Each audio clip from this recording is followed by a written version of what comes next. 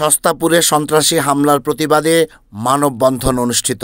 আজ শুক্রবার বিকেলে ফতুল্লা থানার সস্তাপুরের মধ্যপাড়ায় গত বৃহস্পতিবার রাতে আওয়ামী সন্ত্রাসী ফতুল্লা থানা আওয়ামী লীগের কার্যকরী সদস্য মুজিবুর রহমান সহ 10-11 জনের সংঘবদ্ধ দলের শাহজাহানের বাড়িতে দেশীয় ও আগ্নেয়াস্ত্র নিয়ে বর্বরোচিত হামলায় কুখ্যাত মুজিবুর রহমান ও হিমেল সহ সন্ত্রাসীদের দ্রুত গ্রেফতার ও বিচারের দাবিতে মানববন্ধন করে সস্তাপুর এলাকাবাসী। মানববন্ধনে জেলা স্বেচ্ছাসেবক দলের সদস্য শাহিন মোহাম্মদ সুজন বলেন,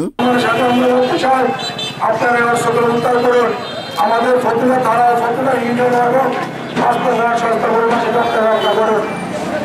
আমার তারা হুমকি মারা জায়গা থেকে আবার জেগে উঠবে। আমার পরিবারের তাদের করতে শুরু করবেন। দয়া করে আমরা আপনাদেরকে দৃষ্টি আকর্ষণ করে বলছি, আমাদের রক্ষা করুন। আজকে আমারও আঘাত করেছি, কালকে আপনাদেরকে আঘাত করবো। আমরা এখান থেকে মুক্তি চাই। মুজিবুরকে গ্রেফতার করেন। এখানে আপনারা গ্রেফতার রানা অনেকে গুলিবিদ্ধ হয়েছে, মুজিবুর নিজে গুলি করেছে, কিন্তু মুজিবুরের নামে মামলা হয়নি। কেন মুজিবুরের নামে মামলা হয়নি?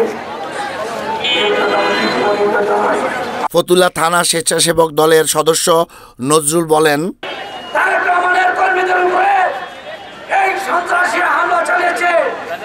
আমরা সাংবাদিক ভাইদেরকে বলতে চাই, আপনাদের কাছে এই মুজিবুর সন্ত্রাস এবং হিমেল আপনাদের কাছে অনেক ফুটেজ আছে।